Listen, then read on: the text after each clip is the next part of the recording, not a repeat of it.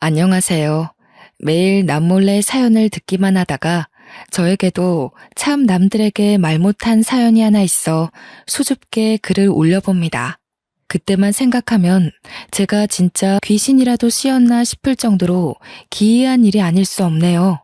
그럼 제가 속에 꽁꽁 숨겨놓았던 그때 이야기를 시작해 보도록 하겠습니다. 저는 현재 40대이지만 그 당시에는 30대 초중반이었네요.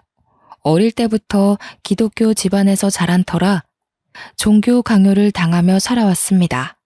할아버지께서 목사님이셨던 터라 온 가족이 꼭 주말에는 예배를 드리러 교회에 가야 했어요.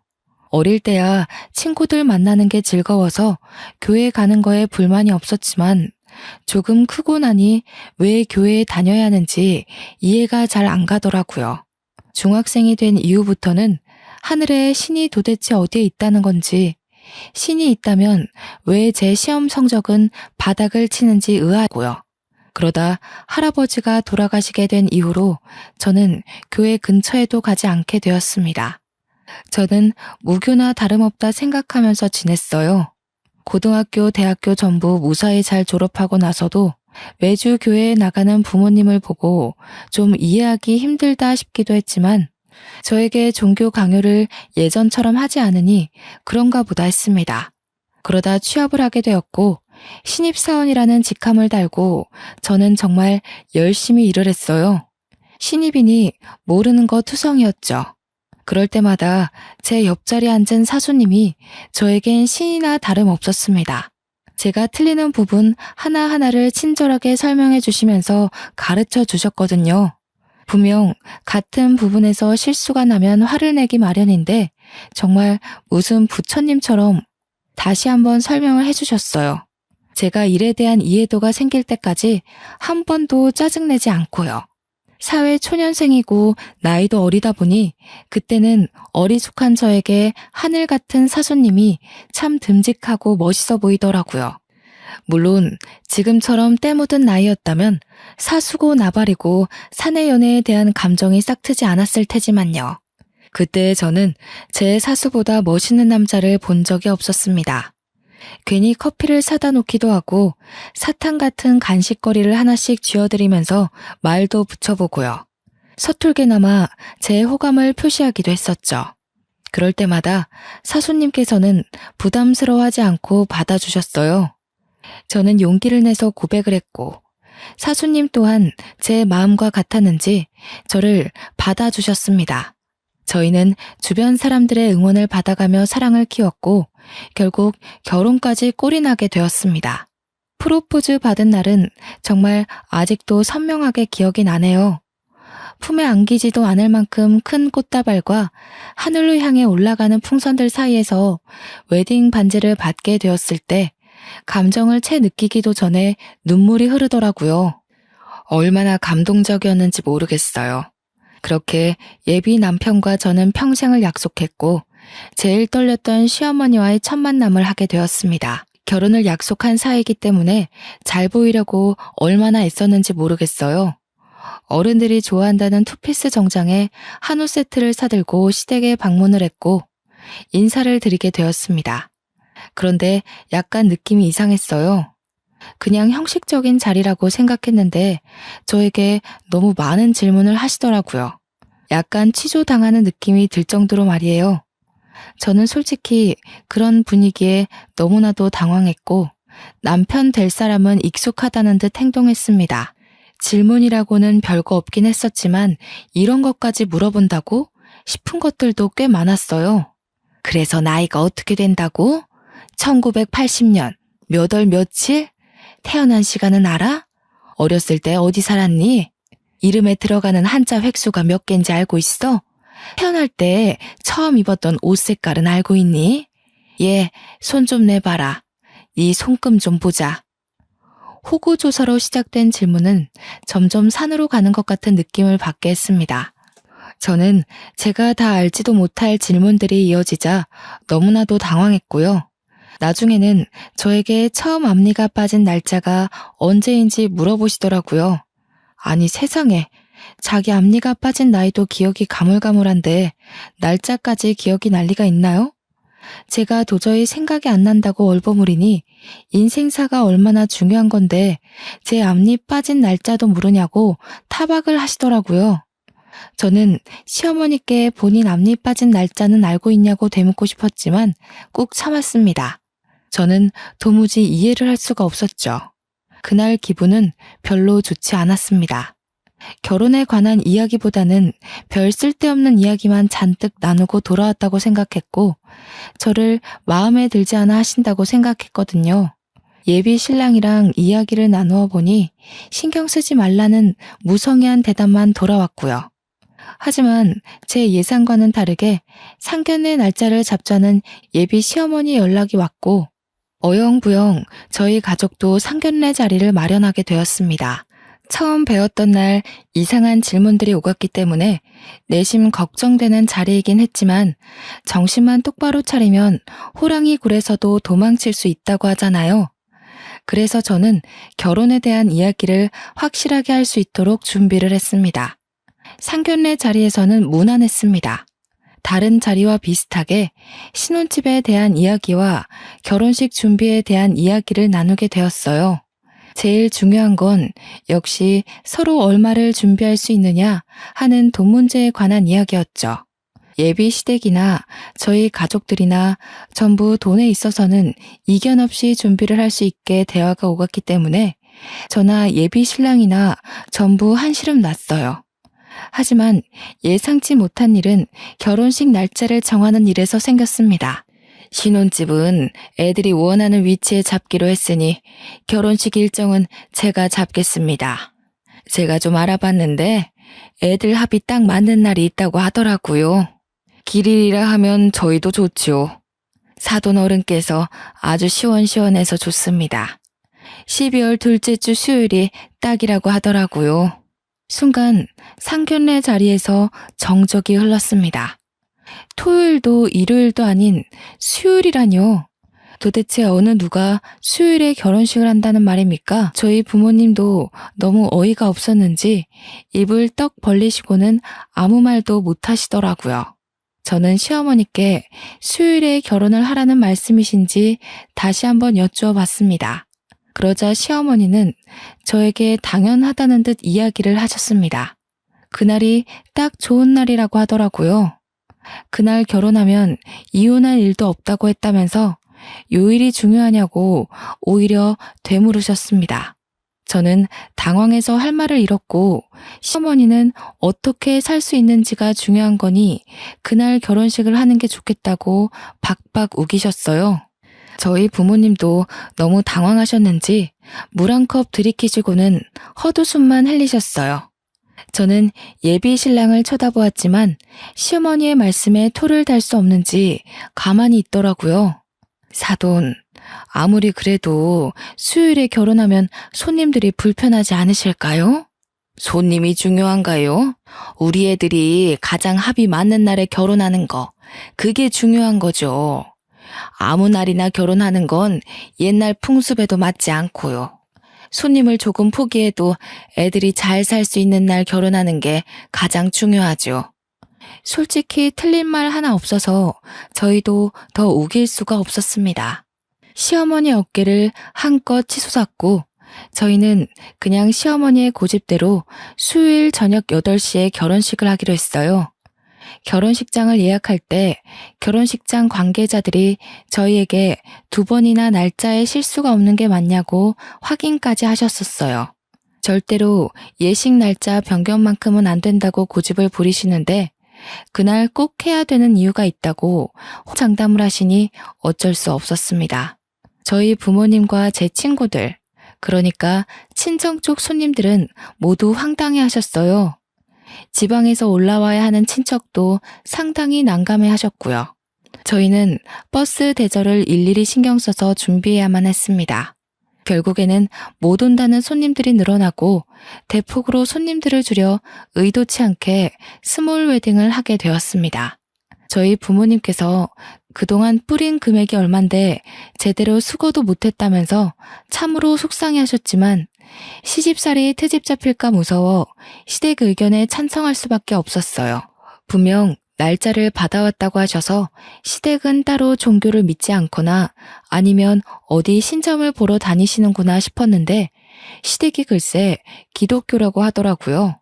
저희 부모님도 모태 신앙이셔서 그 부분은 참 마음에 든다고 하시면서도 그럼 왜 결혼식 날짜에 그리 신경을 쓰셨지 하시며 의문을 가지셨습니다. 예비 시어머니는 저 결혼식에 목사님께서 주례를 서주시기로 했다고 하셔서 오히려 다행이라고 생각했습니다. 사실 마땅히 주례를 봐주실 분이 없었거든요. 저희 집에서도 목사님이라고 하니 상당히 좋아하셨고요. 그런데 또다시 문제가 발생했습니다. 신혼집이며 혼수며 준비도 다 잘 되었고 결혼식 날짜가 마음에 걸리지만 그래도 다 잘 해결됐으니 다행이지. 우리 이제 결혼하면 주말에는 뭘 하는 게 좋을까요? 나는 취미 생활을 하나 같이 했으면 좋겠는데 운동이든 뭐든요.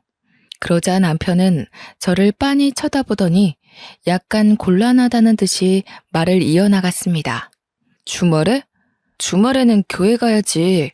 우리 어머님 소원이 며느리랑 같이 교회 다니는 거였거든. 토요일이나 일요일 오후에는 둘이 놀러 다니거나 취미생활 하는 거 다 좋은데 일요일 오전에 교회는 꼭 같이 갔으면 좋겠어.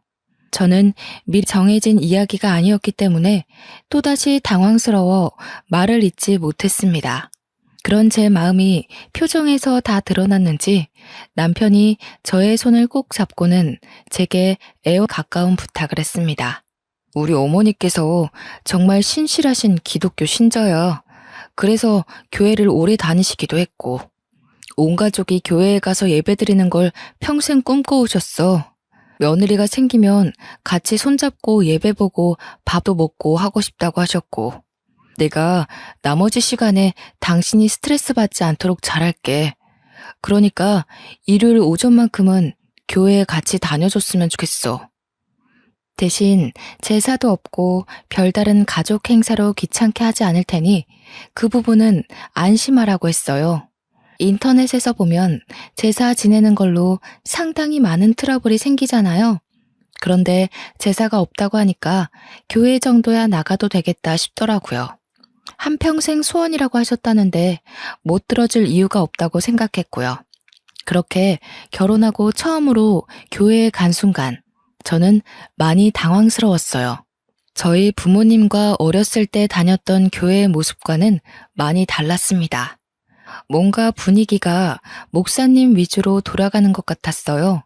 신도들이 전부 목사님의 말에 엎드려 절을 하는 듯한 분위기였거든요. 너무나도 생소한 분위기였지만 시어머니는 제가 교회에 나왔다는 이유로 너무나도 저를 예뻐해 주셨습니다. 신도들에게도 제 자랑을 얼마나 하시던지 쥐구멍에 숨고 싶은 심정이었어요. 며느리가 시키지도 않았는데 같이 교회를 다니겠다고 했다면서 자랑을 하시는데 제가 그런 말을 한 적도 없는데 나서서 설레발을 치시니 좀 부끄럽더라고요. 어머님께서 이렇게나 좋아하시니 일요일이 기다려지더라고요. 저와 남편은 시댁에서 저를 예뻐해 주시니 당연히 더욱더 사이가 좋아졌어요. 저희의 신혼생활을 방해하는 게 아무것도 없었거든요. 자녀 계획을 일찌감치 세웠던 터라 얼른 저희에게 이세가 찾아오기만을 손꼽아 기다렸습니다. 물론 친정도 시댁도 손주를 얼른 보고 싶어 하셨고요. 당연히 빨리 아이를 키우고 노후를 즐기자는 마음으로 이세 계획을 했기에 피임 같은 건 하지 않았습니다. 나이도 많은 편은 아니니 아이가 일찍 찾아와 줄 것 같았고요. 그렇게 신혼생활이 3개월쯤 지났을 때 시어머니는 대뜸 저에게 좋은 소식은 없냐면서 전화를 하셨습니다. 아이 말씀이시죠? 천천히 마음 먹으면 찾아올 거라고 생각하고 기다리고 있어요. 아직 나이도 많은 편은 아니라서 금방 생기지 않을까요? 그래, 알아서들 잘하겠지. 다름이 아니라 너 앞으로는 속옷을 흰색만 입어라. 네? 그게 무슨 말씀이세요? 일단 너랑 빨간색은 절대 상극이라고 하니까 속옷은 물론이고 옷도 빨간 옷 절대 입지 말고. 내가 하는 말 하나하나 새겨듣는 게 좋을 거야. 제가 화려한 속옷을 즐겨 입는 건 아니었지만 아무리 그래도 며느리한테 속옷 색깔까지 지정해주는 시어머니는 없지 않나요? 그날 저녁 남편에게 시어머니께서 이런 전화를 하셨다고 말을 했어요. 여보, 오늘 어머님께서 갑자기 전화하셔서는 나보고 흰색 속옷만 입으라고 하시는 거 있지? 그래? 엄마가 또 어디서 이상한 소리를 듣고 왔나? 아니, 시댁 식구 전부 교회 다닌다면서 그렇게 전보로 다니셔도 되나? 남편은 점이라니 무슨 소리냐며 저에게 되물었어요. 저는 제 생각을 아무렇지 않게 이야기를 했습니다. 그렇잖아. 결혼식도 무조건 수요일에 해야 된다고 하시고 속옷도 절대로 흰색만 입으라고 하시고 나보고 빨간색이 상극이니까 옷도 같은 건 절대 입지 말라고 하시던데? 엄마가 전보로 다닐 사람이 아닌데 절대 우리 엄마 앞에서 그런 이야기 하지 마. 모태신앙으로 버텨오신 분이라 점이니 무당이니 그런 소리 하면 화 엄청 내실 거야. 저는 대충 알겠다고 대답하고 넘어갔습니다. 모태신앙이라면서 점 보러 다니는 시어머니도 이해가 안 갔지만 남편 또한 저런 소리를 들었다는데 시큰둥한 반응이라 이해가 가질 않았어요. 그렇게 또 바쁜 한 주가 지나가고 시어머니와 함께 예배를 드리고 시댁에서 밥이나 먹자고 하길래 따라갔습니다. 화장실이 가고 싶어서 시아버지와 남편이 잠시 밖으로 담배 피러 간 사이에 화장실에 들어가 변기에 앉아 있는데 갑자기 문이 덜컥덜컥 하더라고요. 어머님이 급하신가 싶어서 저 화장실에 있다고 소리를 쳤는데 갑자기 문이 확 열렸어요. 아, 어머니, 저 있다니까요. 제가 너무 놀라서 급하게 가릴 부분만 가리고 어머님께 소리를 쳤는데 저를 빤히 보더니 갑자기 화를 내시더라고요. 저는 놀래서 어머님을 밀어내고 화장실 문을 다시 잠갔어요. 아까도 분명 잠갔는데 어머님 손에 열쇠가 있는 걸 봐서는 억지로 문을 여신 것 같았습니다. 놀란 가슴을 가라앉히고 나와서 어머님께 저도 화가 나서 소리를 쳤습니다. 어머님, 제가 있다고 했는데 그렇게 문을 여시면 어떡해요? 예, 너 내가 뭘 했어? 절대로 흰색 속옷만 입어야 한다고 했지. 내 말이 아주 말 같지 않지? 어? 그래서 나를 무시하고 지금 색깔 있는 속옷을 입은 거 아니야? 어머님, 왜 흰색 속옷만 입어야 하는데요? 그래야 빨리 애가 들어선다고 했단 말이다. 도대체 누가요? 어머님, 혹시 점 보러 다니셔요? 얘가 아주 큰일 날 소리를. 하나님께서 지켜보고 계신데 무슨 점을 보러 다녀? 그럼 누가 그런 소리를 하는데요? 우리 목사님께서 그러셨다. 손주 빨리 보고 싶으면 며느리한테 절대로 흰색 속옷만 입으라고 전하라고. 기도해서 응답받으셨다고 그러셨어. 저는 정말 너무나도 당황스러웠습니다. 다른 사람도 아니고 목사님이 그런 소리를 하셨다고 하니까요. 저는 시어머니께 목사님이 그런 소리를 하고 다녀도 되는 거냐고 되물었습니다. 그러자 시어머니는 더욱 화를 내면서 말씀하셨어요. 지금 우리 목사님 흉보는 거니?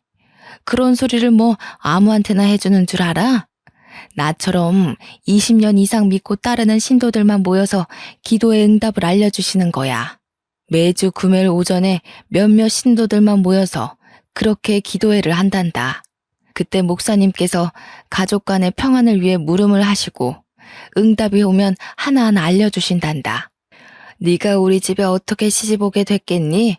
다 목사님께서 며느리를 받아야 한다고 응답을 받으셨기 때문이지. 어머님, 이게 다 무슨 말씀이신지 모르겠어요. 저와 오빠가 서로 사랑해서 결혼하게 된 거지 목사님이 점 찍어주셔서 결혼한 게 아니에요. 너를 집안에 들여야 부흥이 된다고 했다고. 그 말이 얼마나 대단한 말인지. 너 딱 시집 온 날부터 너네 시아버지 사업이 술술 풀리기 시작했잖니. 지금 거래처가 2배로 늘어나서 너 시집 오기 전보다 딱 매출이 4배가 올랐어. 그래서 지금 목사님 말 때문에 저한테 흰색 속옷만 입으라고 하신 거예요? 2년 동안 잠잠하던 사업이 갑자기 부흥한 것도 그렇고 그동안 우리 집안의 대소사를 전부 목사님께서 응답을 받으시고 해결해 주셨다니까. 아가, 네가 건강한 거 다 알지. 근데 임신은 하늘에서 아이를 내려주셔야 하는 거 아니겠니? 속는 셈 치고 딱 흰색 속옷만 입고 지내봐라. 응? 그 뒤로 저는 속는 셈 치고 시어머니의 말씀대로 흰색 속옷을 입었어요. 그러자 정말 3개월 만에 임신이 된 거예요. 임신 테스트기에 두 줄이 딱 떴을 때 저는 임신에 대한 기쁨보다 정말 흰색 속옷 덕분인가 싶은 마음이 먼저 들었습니다. 양가의 임신 사실을 알렸을 때에도 시어머니는 저에게 축하한다는 말보다 목사님 덕이라는 이야기를 먼저 하셨습니다. 흰색 속옷을 입으면 아이가 바로 들어설 거라고 하지 않았느냐며 저에게 의기양양하게 말씀하셨습니다. 자기 말 들어서 절대로 손해볼 게 없다면서 이게 다 전지전능하신 목사님의 기도 덕이라고요. 완전 기세등등하셔서 말씀을 하시는데 솔직히 저도 혹하더라고요. 꾸준히 아이를 가지려고 시도하고 있었지만 그래도 사람에게 조바심이라는 게 생기기 마련이잖아요. 가서 검사라도 한번 해봐야 하나 하는 그 타이밍에 정확히 아이가 들어서니 저도 점점 종교에 빠지게 되었습니다. 그날 이후로 시어머니는 제게 하나하나 목사님의 말씀이라면서 사소한 것부터 일일이 명령하기 시작했어요. 제가 발에 땀이 정말 많이 나는 체질이라 겨울에도 양말을 잘 신지 않을 정도거든요. 여름에는 당연히 슬리퍼만 신고 다니니 양말을 절대 신지 않았었고요. 그런데 시어머니는 저에게 집안에서 양말을 신고 다니라고 하셨어요. 양말이요?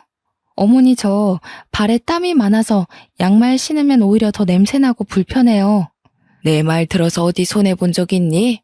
목사님께서 너 양말 안 신고 다니면 한번 탈 난다고 하더라.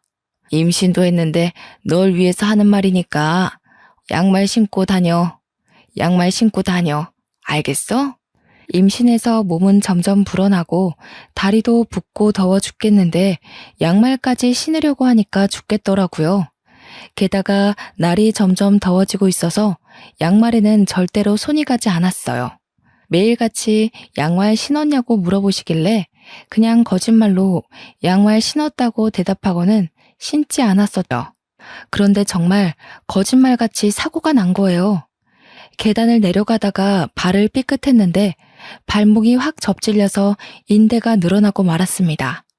저는 바로 병원으로 갔고 임신 중이라 간단하게 부목을 대고 반깁스를 했어요. 제 이야기를 들은 시어머니께서 그날 바로 전화해서는 제게 호통을 치셨습니다.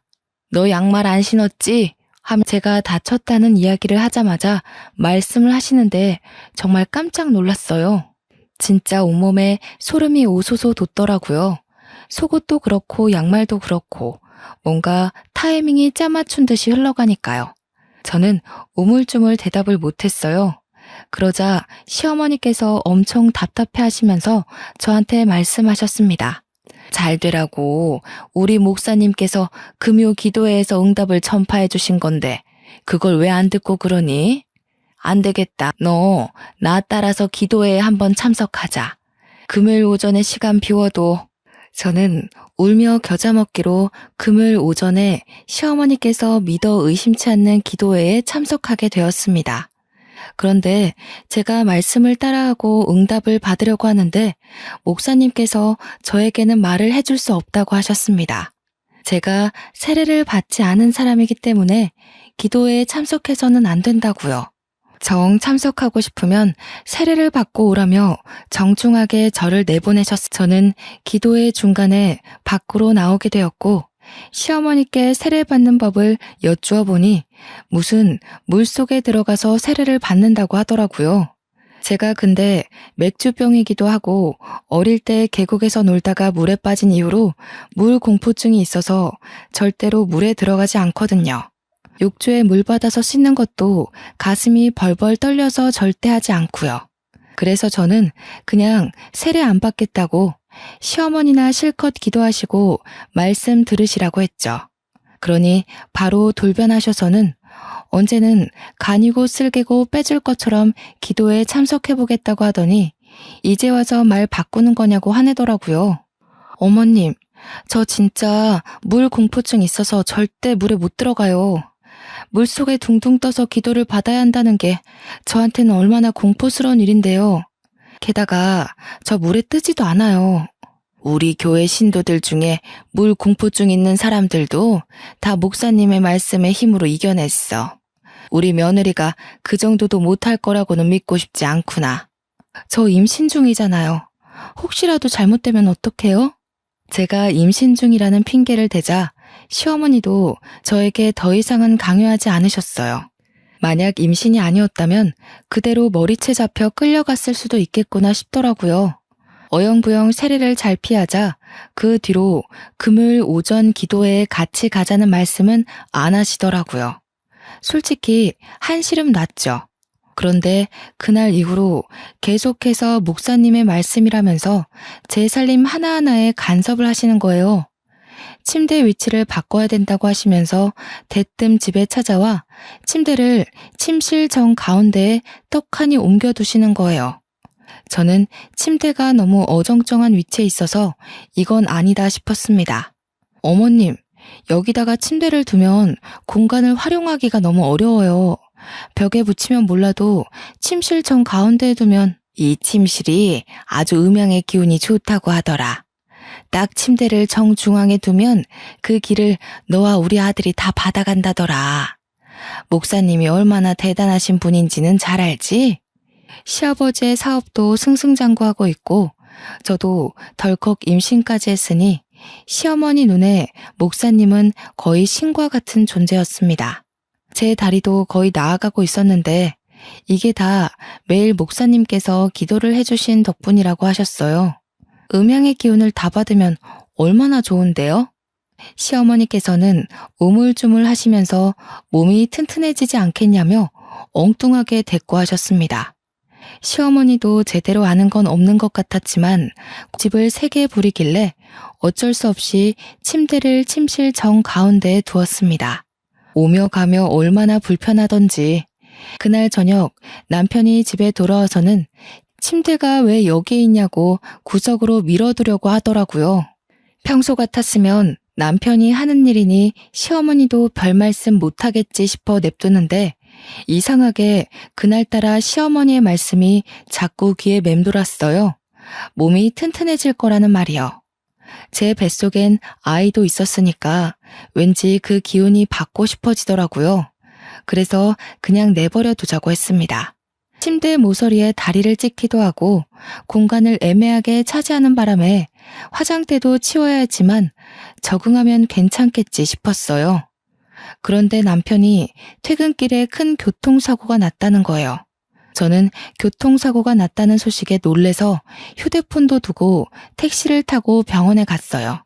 그런데 우리 남편이 응급실 침상도 아닌 의자에 멀뚱멀뚱 앉아 있더라고요. 저는 너무 놀래서 막 달려가 남편의 이곳저곳을 살펴보았습니다. 너 다친 데가 하나도 없어. 차는 거의 폐차 지경이라면서 다친 데가 어떻게 없어. CT랑 MRI 같은 것도 다 촬영해 봤어? 아니, 그걸 촬영할 필요도 없을 거래. 의사가 와서 이곳저곳 다 보더니 아무런 이상이 없다네. 레카 차량 기사가 에어백이 잘 터져서 아무 문제 없는 것 같다고 하긴 했는데 차량이 전부 흡수했다고. 저는 그때 갑자기 시어머니께서 침대를 정중앙에 두면 몸이 튼튼해진다고 했던 그 말이 떠올랐어요.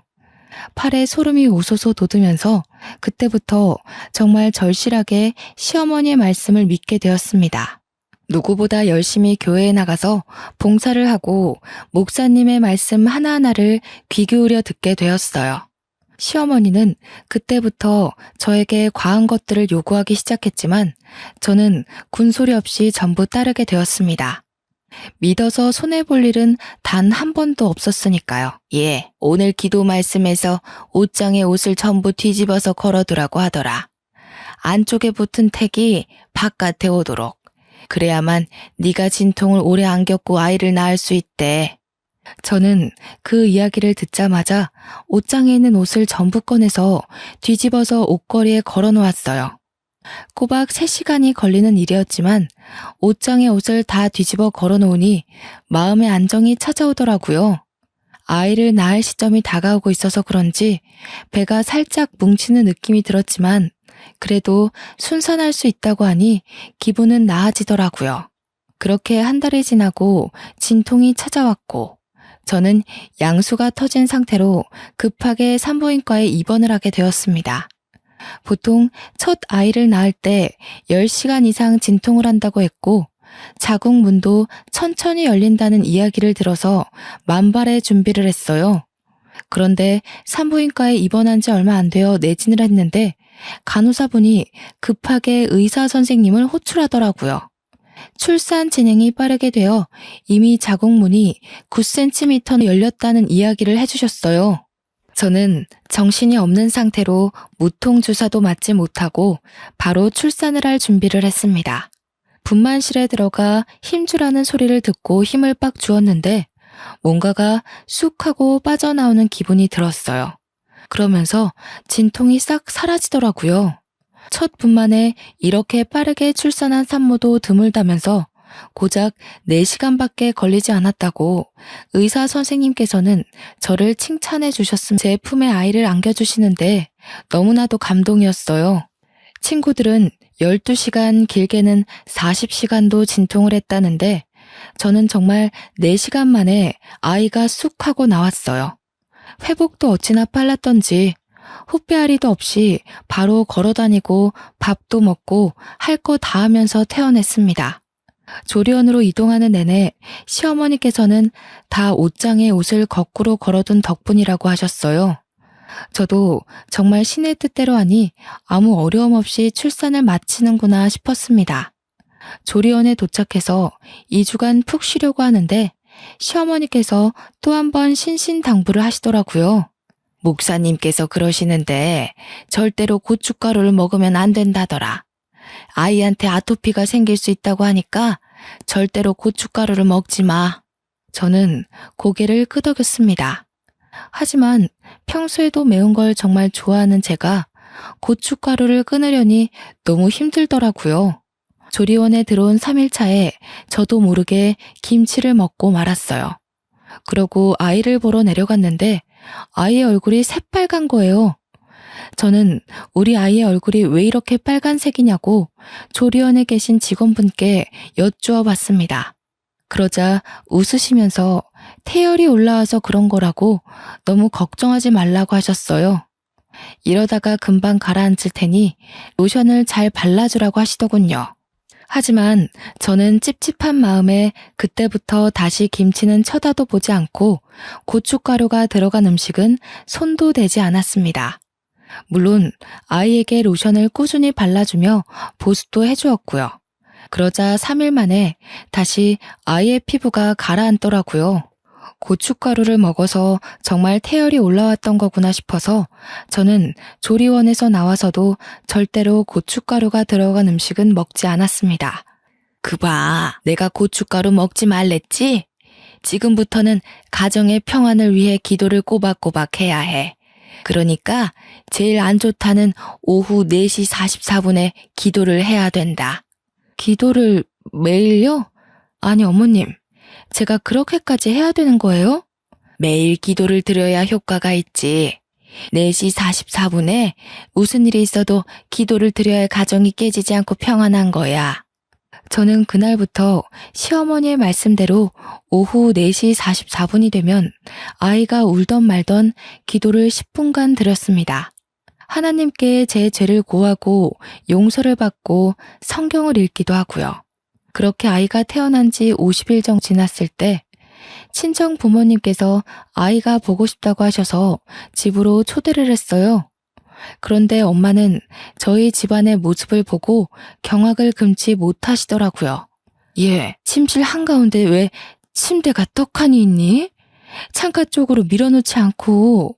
저는 음양의 기운이 가장 잘 받는 자리라 거기다 두었다고 대답했습니다. 제 대답에 너무 놀란 친정엄마는 그때부터 집안 구석구석을 살펴보기 시작하셨습니다. 어머니께서는 제게 옷을 왜 다 거꾸로 뒤집어 걸어 놓았느냐고 물어보셨고 저는 아무렇지 않게 그렇게 해야지만 아이를 순산할 수 있다고 했다고 대답했고요. 그 덕에 4시간 만에 순산하지 않았느냐고 덧붙였더니 어머니의 표정이 점점 굳어지셨어요. 그 뒤엔 냉장고를 열어 고춧가루가 든 음식이 하나도 없다며 무슨 맛으로 이 반찬을 먹냐고 하셨고 저는 하나님의 뜻이라고 말씀드렸습니다. 고춧가루가 든 음식을 먹었다가 아이에게 태열이 올라 고생했다고요. 어머니께서는 저에게 무슨 사이비 종교에 빠진 거냐며 아버지께 제가 미친 것 같다고 말씀하시더라고요. 이게 다 시어머님이 다니시는 교회 목사님께서 알려주신 거예요.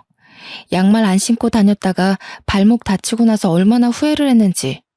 거기다가 그 말 하나하나 들었더니 시댁 사업도 잘 되고 남편 교통사고 때도 아무 문제 없고. 고춧가루를 먹어서 태열이 오른 게 아니라 원래 신생아들은 그래. 태열이 올랐다가 가라앉고 그러는 거지. 모든 아이들이 그런 거야. 모든 아이들이 그런 거야. 그리고 애초에 임신했을 때부터 너 골반이 넓고 걷기 운동을 자주 해서 순산할 거라고 했었잖아. 물론 4시간 만에 낳은 건 빠르긴 했지만 그게 어떻게 옷을 뒤집어 걸어놓은 덕이겠니? 이서방 교통사고도 그래. 차가 충격을 다 흡수해서 이서방이 멀쩡한 거라고 했다며? 엄마, 지금 몇 시야? 나 기도해야 돼. 오후 4시 44분이 딱 되자 알람이 울리기 시작했고 저는 옆에서 잔소리를 하시는 어머니의 말씀을 무시하고 드리기 시작했습니다.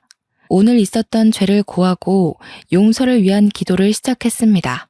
중얼중얼 기도를 드리자 옆에 계시던 어머니의 표정이 점점 싸늘하게 바뀌기 시작했어요.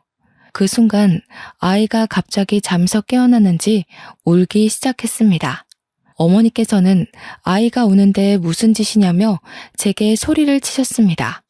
하지만 저는 어머니의 말씀이 들리지 않는 척 무시를 하고 찬송가를 꺼내어 찬송을 부르기 시작했습니다.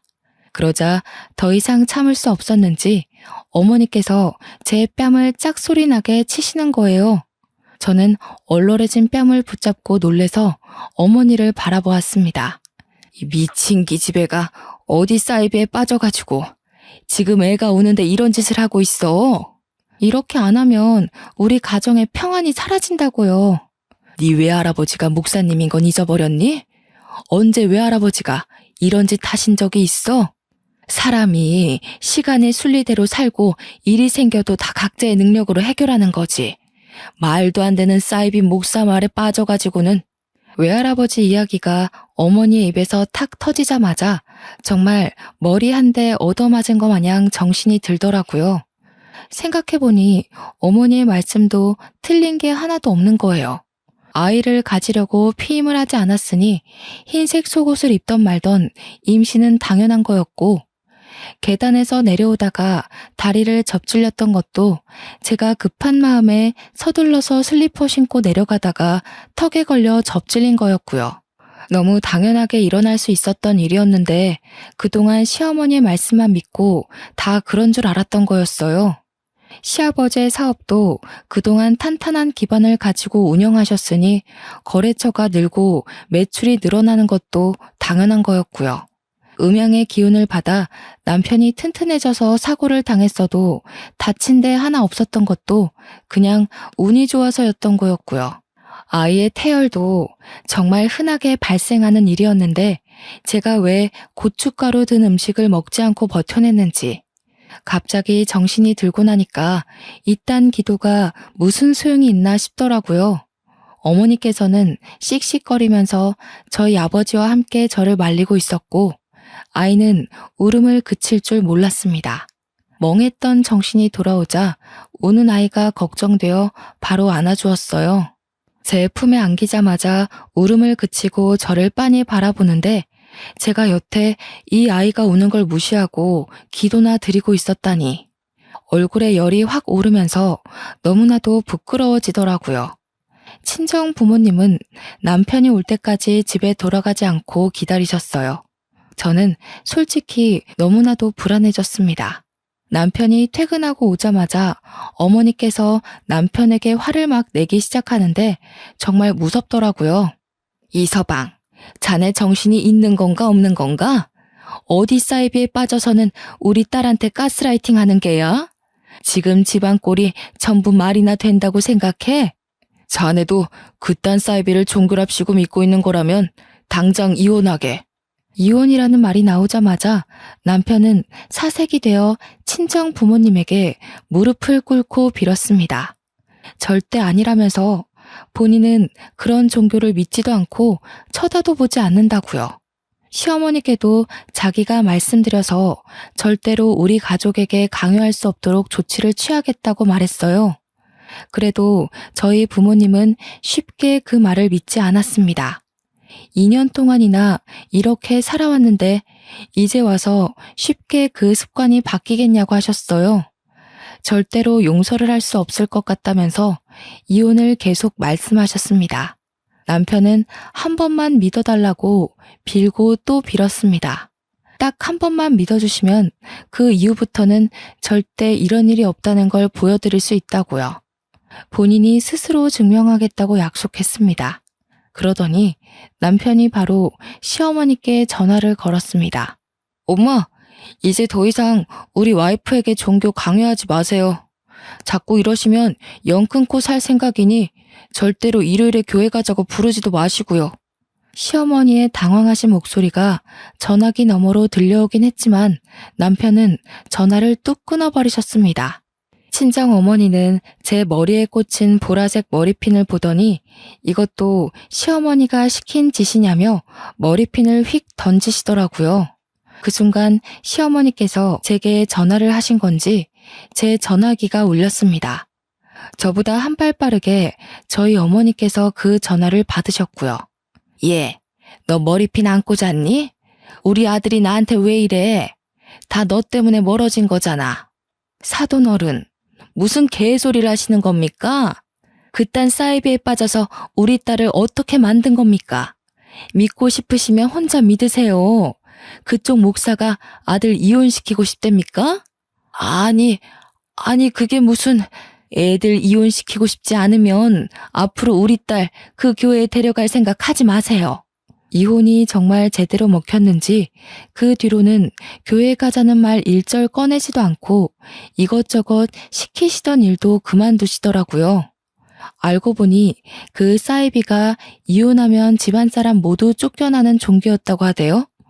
이혼만큼은 절대 안 된다고 하니 남편이 초강수를 뒀던 거였어요. 더 이상 시어머니께서 제게 이상한 짓을 요구하는 일은 아직까지도 일절 없고 혹여라도 이혼 이야기가 나올까 무서워 제 눈치까지 보고 계십니다. 저는 친정 식구들과도 절대로 그런 종교에 빠지지 않기로 약속을 했고 지금은 둘째까지 낳아 잘 살고 있는 중입니다. 아마도 저처럼 언제 빠졌는지도 모르게 사이비 종교에 물들고 있는 분들도 분명 있을 거라 생각합니다. 원래 모든 일은 자기가 믿기 나름이라고 생각해요. 저는 현명하게 제 힘으로 스스로 헤쳐나오진 못했지만 다른 분들은 가능할 거라 믿습니다. 시댁에 절대 휘둘리지 말고 며느리들 모두 자기 삶을 찾도록 해요. 제 이야기를 들어주셔서 감사합니다.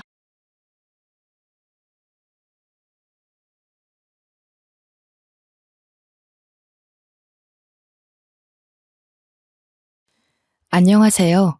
저는 어릴 때부터 친가 식구들에게 애정 한번 받지 못하고 자란 장녀라고 소개를 해야 될까 싶네요. 지금은 정말 소중한 2명의 가족이 생겼습니다. 결혼까지 했으니 남편네 시댁 식구까지 포함해야겠네요. 현재는 하염없이 행복한 날들만 이어지고 있는 중인데 사실 제가 처음부터 꽃길을 걸었던 사람은 아니거든요. 과거에 그때만 해도 가족을 많이 원망했고 세상은 원래 불행한 건 줄로만 알았고 산 사람입니다. 그래서 지금부터 제가 해드릴 이야기는요.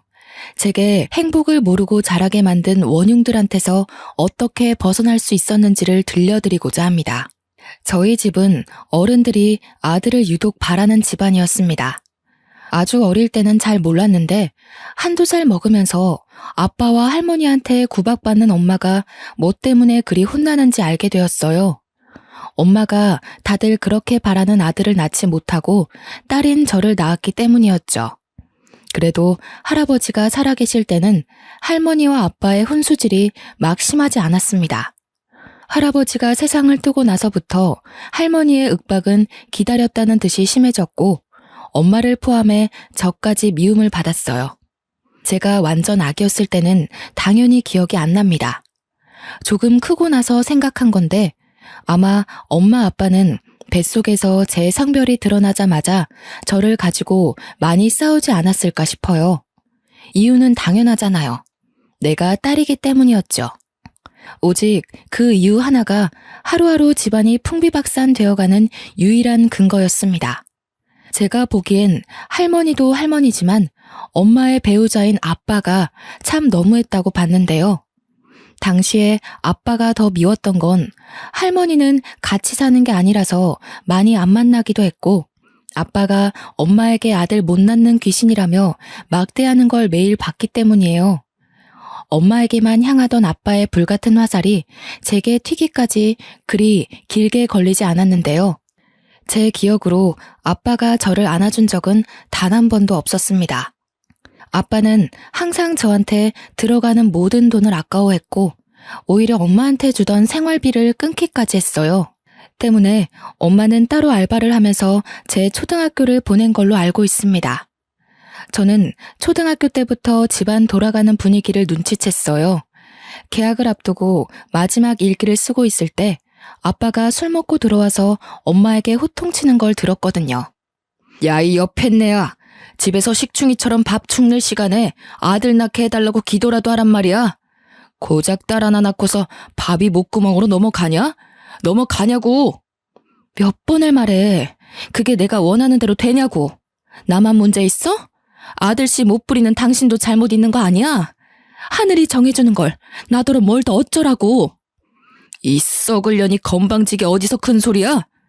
그러니까 네 말은 지금 내 탓이라는 거냐? 내 씨가 뭐가 어쩌고 저째?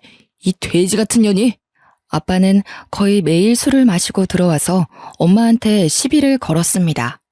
손찌검도 빠지지 않았고요. 방문을 닫고 있는 제 방에 고스란히 그 다툼이 들릴 정도로 컸어요. 엄마는 스트레스를 주로 먹는 걸로 해결했는데요. 그렇다고 살이 찌거나 덩치가 큰 게 아니었거든요. 아빠가 술 취해 쓰러져서 모르겠지만 엄마는 먹었던 음식을 새벽에 모두 토해내고 말아요. 제가 한번 싹 자지도 않고 가서 등 두들겨주면 엄마가 괜찮다고 얼른 들어가서 자라고 해서 잘 알고 있어요. 아빠는 잘 알지도 못하면서 맨날 엄마가 밥 먹고 있는 걸로 큰 소리를 많이 쳤습니다. 그때마다 제 속은 아빠를 향한 원망으로 가득 채워져 갔죠. 이 모든 불행이 단지 엄마가 아들을 못 낳아서라는 게 그 어린 나이에 저는 진짜 이해가 안 갔습니다. 엄마라고 아들을 안 낳고 싶은 게 아니잖아요. 누구보다 엄마가 가장 간절할 거란 말이에요. 아들 만들고 싶다고 뚝딱 만들어버리는 게 임신이면 세상 어느 천지 부부가 자녀 성별로 울고 웃고 하겠습니까? 제가 보기엔 스트레스 때문에 애가 더 안 생기는 것 같았어요. 할머니 아빠가 하도 자기 가문 씨 말릴 셈이냐고 협박했고 그 때문에 엄마는 아빠와 원치 않는 관계를 이으며 노력 많이 했습니다. 손 놓고 있었던 게 아니라고요. 그런데도 생기지 않는데 어떡합니까?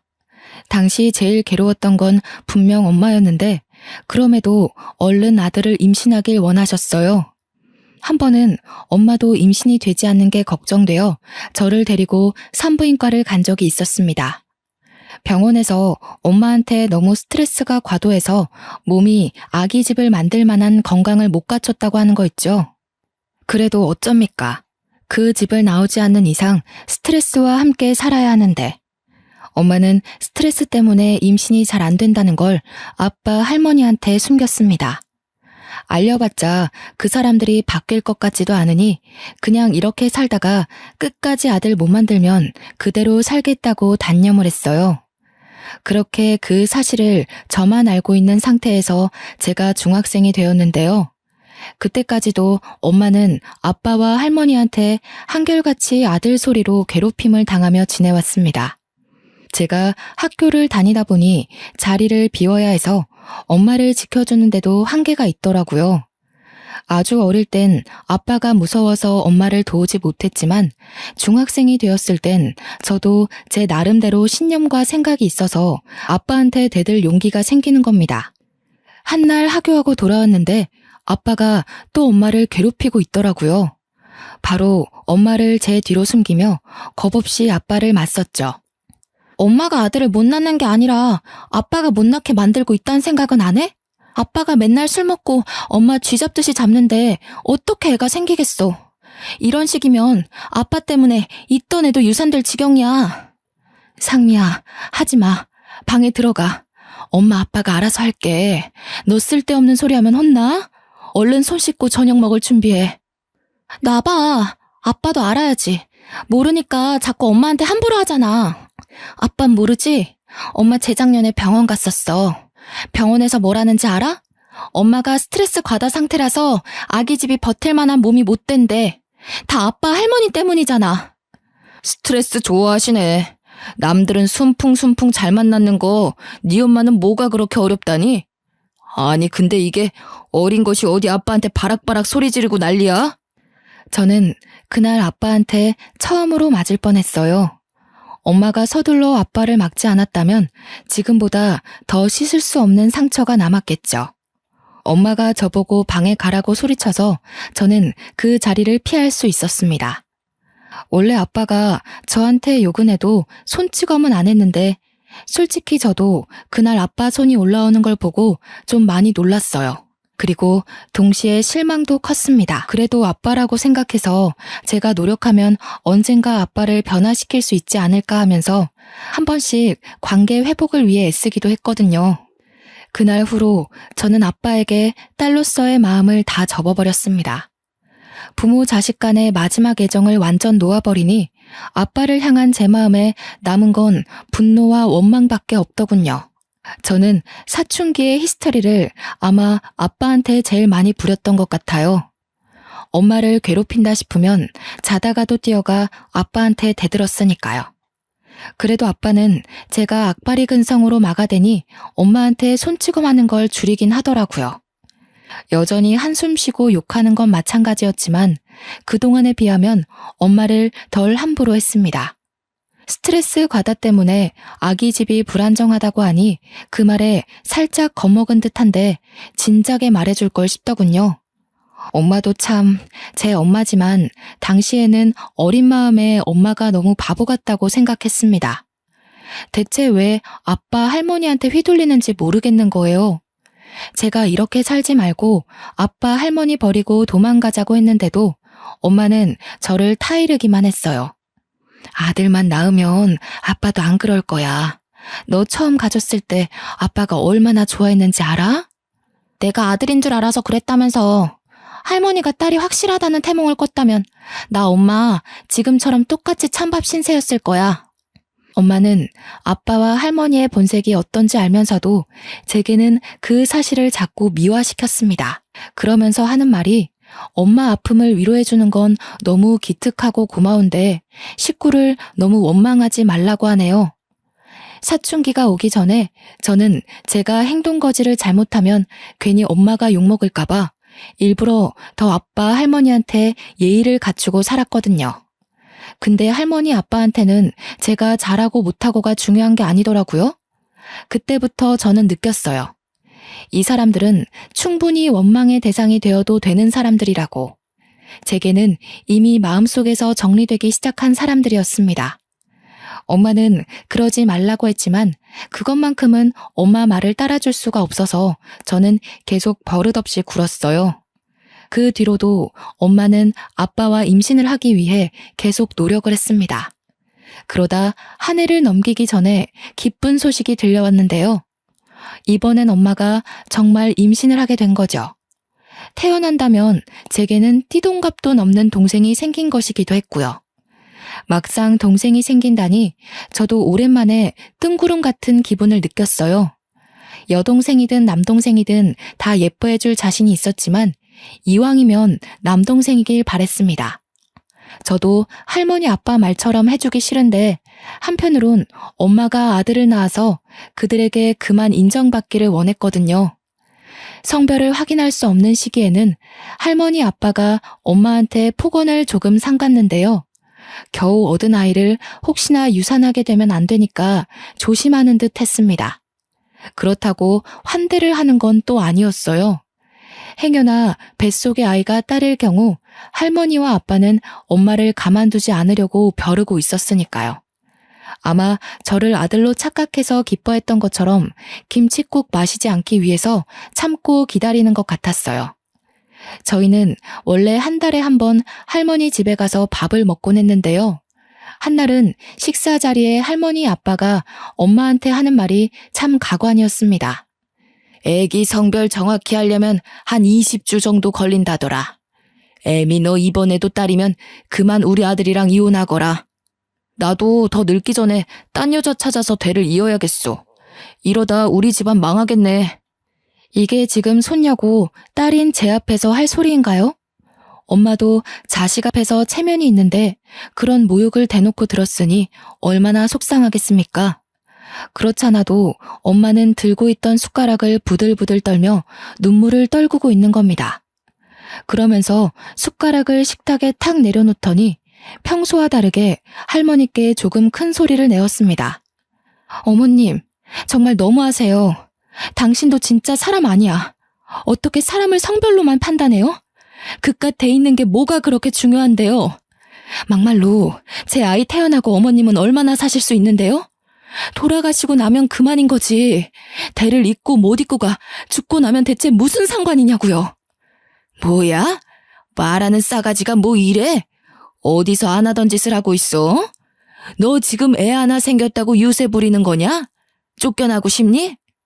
네, 유세 좀 부려볼게요. 어머님도 이딴 게 아들이라고 엄청 유세 부리시잖아요. 저는 그러면 안 되나요? 적어도 제 아이들은 어머님 아들보단 다 잘날 거예요. 당신 미쳤어? 우리 엄마한테 무슨 말버릇이야? 그리고 뭐? 이딴 게 아들? 이게 임신했다고 오냐오냐 해줬더니 확 그냥... 그때 아빠가 엄마를 향해 숟가락을 올리는데 예전 같았으면 바로 내리쳤을 것을 엄마의 임신 때문인지 그냥 때리는 신용만 하더라고요. 아빠가 분을 삭히며 열을 내고 있는 순간 그때 시모가 식탁 위에 있는 동치미 국물을 엄마한테 뿌렸습니다. 엄마 옷이 동치미 국물에 쫄딱 젖고 말았죠. 기어오르는 것도 정도가 있지. 네가 뭐라도 된 것 같으냐? 너는 그냥 우리 집안 후손을 낳아줄 기계일 뿐이야. 며느리 대우라도 받고 싶었나 본데 착각하지 말거라. 애미애비 없는 년은 이래서 안 돼. 저는 외할머니 외할아버지가 없어요. 제가 겨우 2살일 때 두 분 다 뇌출혈로 돌아가셨다고 들었습니다. 그래서 할머니가 제 엄마한테 한 번씩 애미애비 없는 년이라고 생각 없이 툭툭 던졌는데요. 제가 저때 사춘기 절정이었다고 말하지 않았습니까? 그래서 인정사정이 없는 상태였거든요. 저는 할머니의 몰상식한 행동에 참지 않고 자리에서 일어나 식탁에서 가장 비중이 컸던 아구찜 접시를 들었습니다. 할머니 얼굴에 사정없이 냅다 뿌려버렸어요. 접시에 늘러붙은 콩나물까지 손으로 싹싹 긁어서 던졌고 할머니 옷에다가 더러워진 손을 닦았습니다. 할머니가 기어오르는 사람한테 이런 식으로 하길래 저도 한번 해봤어요. 기분 나쁘세요? 알면 작작하세요. 한 번만 더 우리 엄마 건들면 저 더한 짓도 할 거예요. 그 아구찜도 엄마가 입덧으로 생선을 힘들어했는데 할머니가 자기 아들 좋아하는 음식이라고 무시하고서 준비한 거였어요. 저는 경악하는 할머니 얼굴을 똑바로 마주하면서 겁도 없이 노려봤습니다. 지금 돌아봐도 그때 저는 무척 거침이 없었다고 봅니다. 현재는 상상도 못할 용기거든요. 할머니는 빨간 국물이 범벅된 처참한 몰골로 소리를 아악 지르면서 절규했습니다. 1년을 도모아 샀던 분홍빛 원피스가 더럽혀졌다며 난리가 났네요. 여태 늙은 몸뚱이에 가려져 태가 안 살아서 몰랐는데 나름 값비싼 명품이었나 보더라고요. 야, 너 이 기집애 할머니한테 무슨 짓이야? 오늘 아주 둘이서 쌍으로 사람 열받게 하네? 네가 엄마 몫까지 대신 감당할래? 아빠가 자리에서 벌떡 일어나 저를 때리려는 걸 엄마가 막는 바람에 아빠 눈싸움만 했는데요. 저는 이제 아빠가 무력을 행사하려고 해도 무섭지가 않더라고요. 그땐 엄마가 맞는 걸 보느니 제가 맞는 게 낫다고 생각해서 그랬나 봅니다. 아들인지 아닌지 그거면 되는 거잖아요. 아들 아니면 이혼해 줄 테니까 제발 딸애는 건들지 마. 엄마는 아빠에게 울고 불며 사정했어요. 엄마 입에서 처음으로 이혼 단어가 나왔는데 그건 아빠뿐만 아니라 저도 솔깃하게 된 고백이었어요. 이혼해준다는 엄마 말에 아빠는 씩씩거리며 주먹질을 참았고 엄마는 혹시나 아빠가 다시 화낼까 싶어서 그대로 저를 데리고 밖으로 나왔습니다.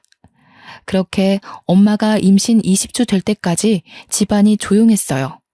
할머니는 저 때문에 화가 많이 났는지 엄마한테 결과 보고만 하라며 연락을 끊어버렸네요. 20주는 생각보다 빨리 다가왔습니다. 아빠, 할머니는 오래 기다렸는지 아침부터 엄마를 재촉했어요. 그렇게 병원을 다녀온 뒤로 이 끈질긴 관계가 드디어 정리가 되었는데요. 엄마 뱃속의 아이가 아들이 아닌 딸이라는 게 밝혀지자 아빠가 기다렸다는 듯 이혼 서류를 내밀었습니다. 할머니는 인사도 없고 얼굴도 비추지 않았죠. 엄마는 양육비를 받는다는 조건으로 이혼에 합의를 했고요. 제가 원래 살던 집은 재산 분할로 처리되어 팔렸습니다. 저와 엄마는 집을 나오고 밤새 걸어서 겨우 여관 같은 단칸방을 얻어 살 수 있었는데요. 재산 분할받은 돈이 아니었다면 이마저도 못 구했을 거라 감지덕지하며 계약했습니다. 원래 살던 형편보다 훨씬 어려워졌지만 저는 내내 기분이 들떠 있었어요. 더 이상 아빠와 할머니의 저주가 없고 엄마와 둘만 있는 그 시간이 너무 좋았거든요. 그 사이 엄마는 갈수록 움직임이 불편해지고 배가 불러왔습니다. 출산이 임박하게 되었는데 제가 이날만 생각하면 아직도 마음 한구석이 쿵쿵 뛰어요. 엄마가 만삭이라 몸이 안 좋은 걸 알아서 친구들과 놀지도 않고 바로바로 하교를 했는데 한날은 저희 집 문이 활짝 열려 있는 거 아니겠습니까? 서둘러 집안을 살폈으나 엄마는 없고 어질러진 이불만 있었습니다. 엄마가 어떻게 되었을까봐 혹시 아빠가 저희를 찾아내서 엄마한테 해코지를 했을까봐 너무 무서웠어요. 가방도 못 벗고 엄마를 찾아 나서려고 신발을 다시 신는데 집주인이 저희 집에 들어오더라고요. 저는 바로 주인 아줌마를 붙잡고 엄마를 봤냐고 여쭤봤죠. 그럼 너희 엄마야 받고 말고. 지금 내가 데리고 있어. 엄마가 너 지금쯤 하교할 시간이라고 봐달라고 하더라. 이리 와라. 네 동생 태어났다. 너무 예쁘더라. 집주인은 본래도 마음씨가 좋은 분이세요.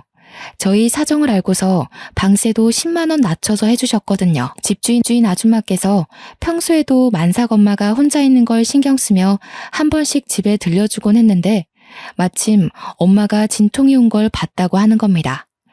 집주인이 자기도 집에서 출산해 아들을 낳았다면서 그 진통이 어떤 징조인지 알아서 엄마를 급히 집에 데려갔다는 거 있죠. 집주인 덕분에 저희 엄마가 무사히 출산을 했고 이후 주인 아줌마는 엄마 산후조리에도 많은 도움을 주셨어요. 내가 줄 건 없고 우리 둘째가 이번에 초등학교 가거든. 예전에 입었던 아들 옷들 좀 챙겨왔어. 딸이라서 좀 그럴 수도 있겠지만 당장 급할 테니깐. 도대체 이 많은 은혜를 어찌 갚아야 할지 고맙습니다. 고맙습니다 정말. 꼭 기억하고 보답하겠습니다. 일이 자꾸 울어서야 예쁜 딸 둘을 씩씩하게 키울 수 있겠소? 네가 상미라고 했지? 엄마 많이 위로해줘야겠다. 집주인은 자기 아들 옷 중에서 작은 옷들을 제 동생한테 입히라고 주기도 했습니다. 당연히 갓난 아기한테는 컸으며 또 남자의 옷이라 공주풍 옷은 아니었지만 엄마는 그것만으로도 정말 감사히 생각하며 집주인에게 고개를 한참 숙였어요. 저 또한 감사한 마음은 마찬가지였습니다. 그래서 이후에도 더없이 예의를 갖추고 밝고 씩씩한 태도를 보였죠. 다 큰 나이에 여동생을 얻었지만 마치 자식이 있다면 딸을 안고 있는 기분처럼 느껴졌어요. 아이가 너무 작고 소중하더라고요. 이름은 상이라고 지었는데 집주인이 저같이 상자 돌림하라고 추천해준 이름이었습니다. 식구가 하나 더 생기니 다른 의미에서 또 살맛이 나더라고요. 근데 문제는 엄마가 여동생 때문에 일을 할 수 없어서 그동안 수중에 있는 돈이 다 떨어진 상태였어요. 양육비도 다달이 안 들어오고 법적 조치가 취해지면 몇 달 양육비가 한 번에 몰아서 들어오고 그랬습니다. 사지 멀쩡한 저는 더 이상 엄마 말대로 공부만 할 순 없겠더라고요. 그래서 고등학생 되자마자 알바를 시작했습니다.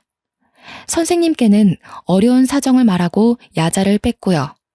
그렇다고 학습을 게을리한 건 아니었습니다. 따로 공부할 시간이 부족해서 특히 수업 시간에 집중을 했죠. 학교 교육만으로도 충분히 제 성적은 무섭게 치고 올랐고 어느새 진학 상담할 때가 되고 보니 서울대보다 한 단계 낮은 대학에 장학금을 받고 갈 수 있는 수준이 되어 있더군요. 엄마, 내가 꼭 훌륭한 건축사가 돼서 집 선물해 줄게. 상이 방, 내 방, 엄마 방 하나씩 있는 걸로.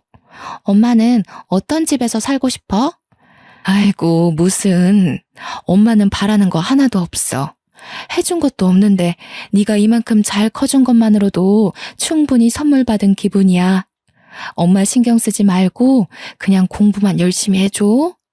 또 이런다. 내가 왜 공부 열심히 했는데 엄마 상이 같이 살 집 만들고 싶어서 건축과 간 거란 말이야. 엄마는 저를 기특하게 여겼지만 정말로 어떤 걸 크게 바라지는 않았습니다. 엄마 성향을 알기 때문에 저는 엄마가 괜찮다고 해도 밀어붙일 생각이었어요. 그래서 엄마가 쉬엄쉬엄 하라는 말에도 뭐든 최선을 다해 임하고 집중하며 지냈습니다. 저는 대학을 다니면서도 알바를 자처해서 열심히 돈을 벌었고 그 돈을 전부 엄마한테 생활비하라고 보내줬습니다. 덕분에 엄마는 그 돈으로 상이를 어린이집까지 보내면서 키울 수 있었어요. 참 청춘이었네요. 저도 제가 이렇게 목표만 보고 무섭게 달릴 수 있는 사람인지 몰랐거든요. 졸업할 무렵 저는 한 건축회사에 인턴 시험 합격했고요. 4학년 마지막 학기에 바로 인턴 일을 시작했습니다. 저는 인턴 때부터 유능한 신입으로 인턴들 사이에서 입소문을 타게 되었는데요. 그 덕분에 선배님들이 잘 봐주셔서 수습을 무사히 통과하고 정사원이 되었고 그 뒤로도 쭉쭉 승승장구만 하였습니다.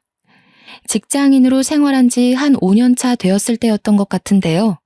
저희 식구는 제법 이사 갈 수 있는 돈을 모아서 그 단칸방에서 벗어날 수 있었습니다. 저는 그동안 저희 식구에게 큰 은인이나 다름없는 집주인께 너무 감사해서 그 보답으로 작은 사례를 준비해서 드렸어요. 어머나, 나를 뭘로 보고 이 돈 못 받아. 내가 어디 돈 받으려고 너희 식구 들여다봤겠니? 상미야, 이 아줌마 이상한 사람 만들지 마. 저 없을 때 엄마한테 요리도 가져다 주시고 같이 데리고 외식도 해주셨다고 들었어요. 우리 상이도 아줌마 늦둥이 아들이 많이 챙기고 놀아준 거 알아요. 꼭 보답하고 싶어요. 그래야 제가 다음에 아줌마 얼굴을 계속 볼 수 있을 것 같아요. 아유, 나 이런 거 불편하고 민망한데 어쩜 집안 사람들이 이렇게 다 마음이 예쁠까. 상미야, 혹시라도 그 썩을 놈 찾아오면 이 아줌마한테 전화해. 아, 동생이 저기 어디 잘 나가는 검사야. 집주인은 저희가 택시 탈 때까지 배웅을 해주셨습니다. 언니 동생 하면서 지낸 엄마도 집주인과의 작별을 아쉬워했지만 연락처가 있으니 언제든지 또 만나기로 기약했죠. 저희 세 식구는 그렇게 조금 더 형편 괜찮은 신축 오피스텔로 이사를 갔습니다.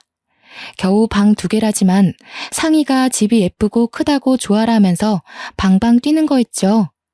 웃음이 만개한 식구들의 표정을 보는데 고갈된 체력이 싹 충전되는 기분이더라고요. 그렇게 저희 처지는 훨씬 성장을 했고 제 인생에는 또 다른 축복이 찾아왔습니다. 같은 회사 팀장인 남자와 연애를 하게 되었거든요. 남자친구가 먼저 다가와줘서 시작하게 된 만남입니다. 남자친구는 저와 대화를 나눌 때마다 제 꿈에 대해 늘 감탄을 많이 해주었어요. 내가 도울게. 자기가 식구들 위해서 노력하는 모습 보니까 나까지 내 직업에 자부심 생기더라고. 나 자기한테 되게 많이 배워. 알지? 저희 식구가 살 집을 구상하는데 남자친구가 자꾸 도와주려고 해서 미안한 마음에 거절하고 있었는데요. 남자친구가 계속 진정성을 보여주니까 더 밀어내는 것도 무리겠다 싶더라고요. 저는 면목 없지만 남자친구의 능력을 도움받아 본격적으로 건축을 실현시킬 준비를 해나갔습니다. 미래에 우리 엄마가 편히 지낼 주택집을 짓고 싶다 하니 공기 좋고 물 좋은데 심지어 가격까지 괜찮은 땅을 열심히 알아봐 주더라고요. 남자친구 덕분에 한동안 여기저기 땅 보러 다니느라 바쁘게 지냈네요. 일하다가 알게 된 건데 남자친구가 건축 계통에서 꽤 이름 날리는 유능한 팀장이더라고요. 당연히 바쁠 텐데도 끝까지 제가 하는 일에 힘 보태겠다고 고집을 부려 고맙다가도 난처했던 게 한두 번이 아니네요. 그렇게 아빠와 할머니 없는 세상에서 저는 제 식구들과 행복할 날만 남았다고 생각했습니다. 그런데 역시 그 악독했던 인연이 쉽게 떨어져 나갈 건 아니었나 봅니다. 남자친구와 함께 땅을 보고 퇴근 후 같이 우리 집에 가게 되었는데 집 앞에 갔더니 학교 마치고 하교한 상이가 누구와 같이 서 있는 겁니다. 당시 여동생 나이는 15살이었습니다. 누군가 싶어서 상이를 따로 부르지 않고 남자친구와 함께 다가갔는데요. 아무리 봐도 우리 손녀 뚝 닮았는데 이름이 상이라고 했니? 언니가 정말 상미 아니야? 익숙한 목소리를 듣자마자 저는 순간 걸음을 멈췄습니다. 한동안 묻어두고 지냈던 할머니였기 때문이죠. 오랜만에 보는 것이기도 했고 몰골이 너무 거짓골이라서 바로 못 알아봤던 거예요. 깜짝 놀란 저는 뒤늦게 정신 차리고 쫓아가서 여동생을 분리시켰습니다. 뭐야 당신? 여기가 어디라고 찾아와요? 무슨 낯짝으로 우리 식구를 찾아오냐고요. 당신이 그럴 자격이나 되는 사람이에요? 어머나 상미야, 우리 손녀가 벌써 이만큼이나 컸어? 참 예쁘게도 컸네. 저 아이가 혹시 내 둘째 손녀니? 맞는 것 같은데 자꾸 언니 되는 사람이 상미가 아니라고 해서. 제가 모르는 사람한테 뭐든 비밀로 하라고 했거든요. 손녀 같은 소리 하지 마세요. 여기 당신 손녀가 어딨는데요? 얼굴 보기 껄끄러우니까 당장 꺼져요. 할머니는 예전에 명품을 두르고 있던 모습과 딴판인 차림새였습니다. 어디서 주운 것 같은 옷을 입고 있었어요. 늘 화장이 가득한 얼굴은 기미가 덕지덕지 그을려 있었고요. 제발 네 엄마 좀 만나게 해다오. 도무지 문을 안 열어준다. 내가 네 엄마한테 꼭 해야 될 말이 있어. 분명 안에 있는 것 같은데 말 좀 해줘라. 우리 식구한테 무슨 볼일이 남았다고요? 벌써 몇 년 전 일 아닌가요? 당신네들이 우리 엄마 쫓아낸 거잖아요. 다신 꺼내고 싶지 않은 기억이니까 꺼지라고요. 아이고 상미야, 이 할미가 잘못했다. 내가 이렇게 사정할게. 네 아빠가 재혼에 실패하고부턴 정신 못 차리고 사고만 치고 다니잖니. 웬 꽃뱀한테 잘못 걸려서 천박한 핏줄 하나 생겼는데 그 애를 나한테 홀라당 던져놓고 도망을 가버렸어. 듣자 하니 아빠가 술집 가서 알게 된 여자랑 사고를 쳤는데 애가 덜컥 생겼다고 하네요. 그 여자는 아빠가 비싼 술도 바로바로 사주고 하니까 돈 많은 남자인 줄 알고 아빠의 청혼 받았는데 애 낳고 직접 아빠 집안 실체를 마주하고서 바로 돌변했다고 하는 겁니다. 아빠도 일하다 잘리고 할머니도 한때 우리 엄마한테 했던 잔소리처럼 간섭하고 그랬더니 여자가 대놓고 짜증내면서 집을 나가버렸대요. 그 여자가 낳은 애는 아들이라는데 할머니 말로는 아빠도 말을 안 듣는데 애까지 울어대서 하루하루 정신을 못 차리겠다고 해요. 어쩌라고요. 자업자득이네요. 내가 그 아저씨 잘릴 줄 알았어. 할머니가 그리 오냐오냐 키우니까 대책 없이 사고만 치는 거 아니겠어요? 할머니가 뿌린 씨, 할머니가 거두는 꼴인데 뭐가 어때서요? 그때 엄마가 저희 다툼을 들었는지 바깥에 시끄러운 소리가 베란다까지 타고 들어오자 결국 밖으로 나오셨어요. 엄마 들어가. 내가 해결할게. 할머니가 엄마한테 애걸하려는 것 같거든? 엄마 마음 약한 거 알고 기어코 찾아내서 부탁이라도 하려고 그러나 봐. 아니야. 내가 한마디 해야 이 늙은이가 다신 걸음 못하지. 상미 너는 동생이 손님 데리고 먼저 집에 들어가 있어라. 할머니는 화가 나서 내려온 엄마에게 달려가 급히 손 붙잡았습니다. 저는 엄마 혼자 두고 갈 수 없어서 남자친구에게 여동생을 데리고 먼저 올라가라고 부탁하고 엄마 옆을 꼭 지켰어요. 그렇게 원하시던 손자 보셨잖아요. 천박한 핏줄이든 버려진 혈육이든 당신이 바라는 대로 대가 이어진 거 아닌가요? 어린애가 떼쓰는 것도 아니고 이랬다 저랬다 뭐 하는 겁니까? 이제 와서 아쉬우세요? 그렇게 무시하던 딸 집안에 무릎이라도 꿇고 싶나 보죠? 그래, 꿇으라면 꿇을 수 있어. 그러니까 상미애미야, 화난 거 충분히 이해한다. 내가 정말 힘들어서 그래. 옛정 생각해서 우리 한번 도와줄 순 없겠니? 지금 이러시는 거 용서가 아니라 목숨 구걸하는 걸로밖에 안 보이거든요. 당연히 힘드셔야죠. 그렇게 떠받들던 아들이 손자한테 발목 잡히신 기분 느끼셔야죠. 말년에라도 그 융통성 없는 신념이 무너질 수 있어서 참 다행이네요. 남은 생 아들들이 주는 복 실컷 받으려고 그런가 봐요. 팔자라고 생각하고 사세요. 엄마는 그대로 저를 데리고서 집에 돌아왔습니다. 할머니가 뒤따라 쫓아와서 몇 번을 문을 두들겼지만 엄마는 경찰 부르기 전에 꺼지란 소리만 하며 문을 열어주지 않았어요. 그리곤 나중에 기척이 없자 그대로 소금을 들고 나가서 집 주위에 뿌리더군요. 새집 기운 망친다면서 정말 꼼꼼히도 뿌렸습니다. 제 남자친구도 저희 집 사정을 얼추 다 알고 있어서 엄마와 저를 한참 위로해줬어요. 그 뒤로 할머니는 더 이상 모습을 드러내지 않았는데요. 주변을 경계하며 지내던 사이 어느새 남자친구와 결혼을 약속한 사이가 되었습니다. 제 오랜 꿈이었던 우리 식구가 지낼 만한 전원주택 있잖아요. 예비 남편이 혹시라도 제가 사기당할까봐 손수 토지 계약 다 알아봐주고 저렴하고 괜찮은 집터로 구해줘서 야무지게 준비할 수 있었어요. 예비 남편이 추천해준 근교의 땅도 대출을 조금 받아서 매매를 했고요. 그렇게 계곡이 근처에 있는 땅에서 전원주택 공사가 들어갔습니다. 제가 몇 년을 노력해 만든 설계 도면을 가지고 남편이 추천해준 건축사와 함께 저렴한 견적으로 짓고 있어요. 아, 그리고 예비 남편과 결혼식 날짜 정하기 전에 상견례 약속부터 잡았는데요. 제가 그날 정말 깜짝 놀랐잖아요. 서로 일이 바빠서 시부모님을 상견례 때 처음 뵈었거든요. 그런데 시모가 다름 아닌 제가 아는 분이지 뭡니까? 옛날에 저희 엄마 저를 도와준 그때 그 집주인 아줌마인 거 아니겠어요? 왜 있잖아요. 제가 돈을 준다고 해도 손살에 치셨던 마음 좋은 아줌마요. 어머나, 이게 누구야? 석희 동생이 성미 아니니? 세상에나, 이게 다 무슨 인연이야? 저 다 큰 아가씨가 그때 그 아기 성이야? 예, 언니, 저 애가 성이에요. 언니 덕분에 무사히 낳았던 그 아이요. 도대체 어떻게 이런 우연이 있단 말이에요. 심장이 다 벌렁거리네. 자기, 우리 부모님이랑 아는 사이였어? 어떻게 아는 사이일 수가 있지? 나 지금 정신 없어서 이해가 하나도 안 되네. 나도 진짜 놀랬어. 내가 지난번에 말해준 적 있는데 기억할지 모르겠다. 옛날에 단칸방에서 되게 좋은 집주인 만났었다고 우리 식구한테 은인 같은 분이라고 했었잖아. 예비 남편은 제 말을 당연히 기억하고 있더라고요. 그래서 뒤늦게 놀랐습니다. 남편도 제 얘기를 들을 당시엔 그 집주인분을 엄청 칭찬했거든요.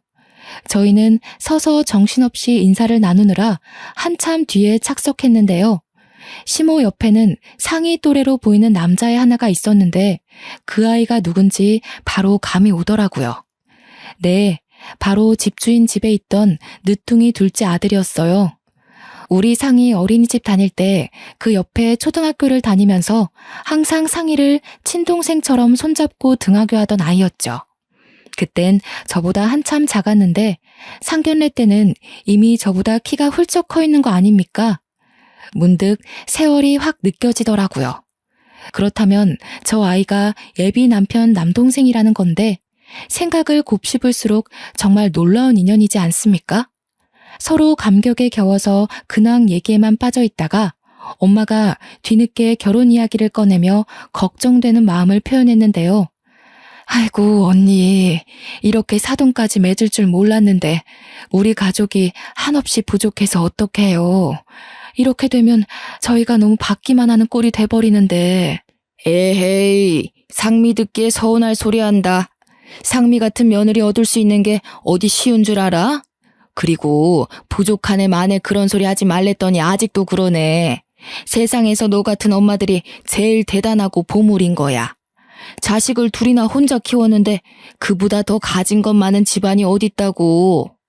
무슨요. 내가 면목이 없어서 그러죠. 아직 언니한테 갚지 못한 빚도 많은데 사돈집이 서로의 얼굴이 되기도 하잖아요.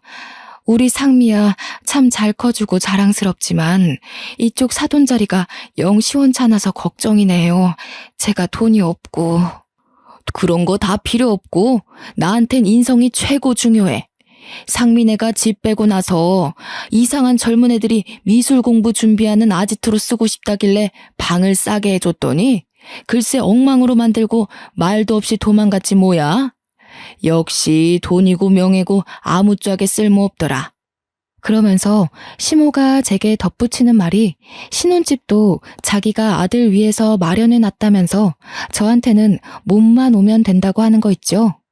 예비 남편 성격이 참 착하고 항상 상대방을 배려하는 모습이 보기 좋았는데 알고 보니 그 성격이 모조리 시모한테서 물려받은 거였죠. 시모는 며느리가 누굴까 걱정 반 기대 반이었대요. 요즘 젊은 사람들 엉뚱한 데서 속 많이 썩힌다면서 혹시라도 이상한 며느리 들어와서 귀중한 첫째 아들 인생 망칠까봐 신경을 많이 쓰고 있었다는 겁니다. 그런데 저를 보니 긴장했던 마음이 싹 가라앉았다네요. 그러면서 상견례 마무리될 때쯤 시모가 제 손을 꼭 잡아주면서 아가 하는데 하필 옛날 생각이 새록새록 겹치면서 울컥 눈물이 새더라고요. 시모는 그런 저를 한없이 예쁘게 봐주면서 어렸을 때 기특하게 봤던 제가 며느리로 들어와서 너무 좋다고 앞으로 많이 아껴주고 잘할 테니까 아들 잘 부탁한다고 하시는 거 있죠. 그렇게 양가 부모님들이 축복하는 아래에서 저는 남편과 소규모로 예쁜 결혼식을 올렸습니다. 저는 정말 시집살이 같은 거 일절 모르고 행복한 결혼 생활을 이어갔어요. 당연히 현재도 그 행복이 진행 중이고요. 그리고 전원주택이 얼마 전에 완공되었거든요.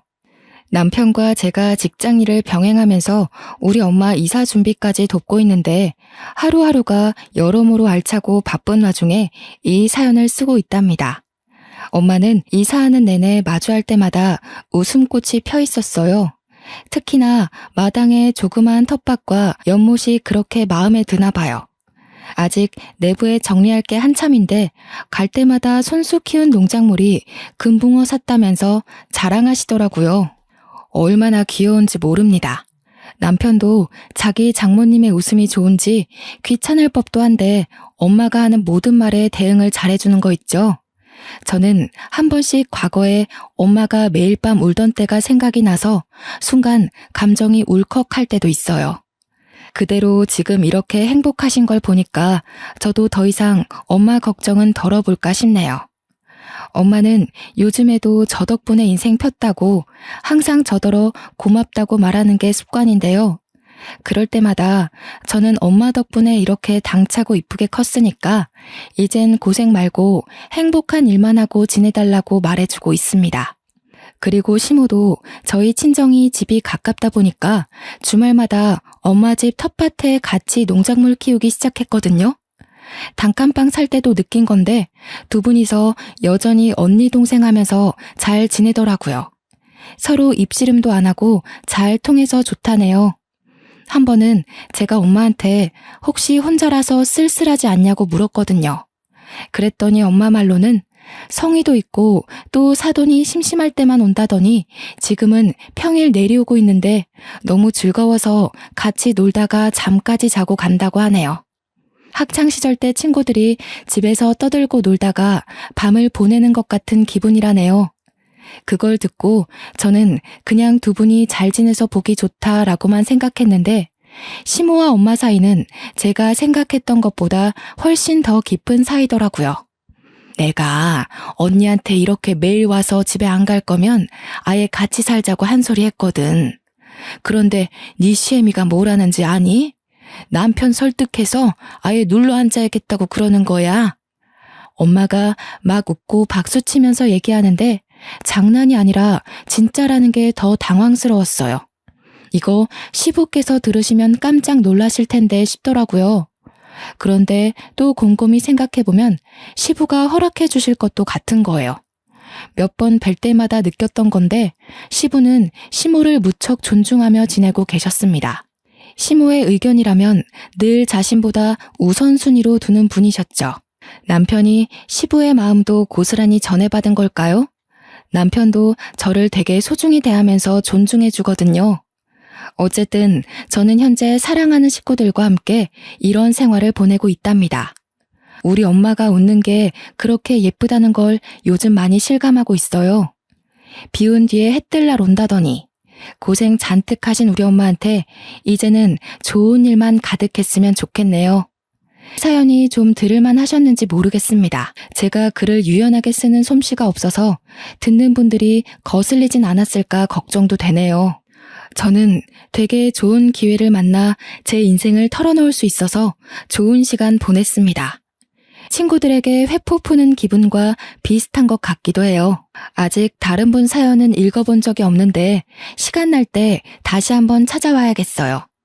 제 글은 이쯤에서 정리를 하도록 할게요. 다들 마음 아프지 말고 늘 건강한 삶 살길 바랍니다.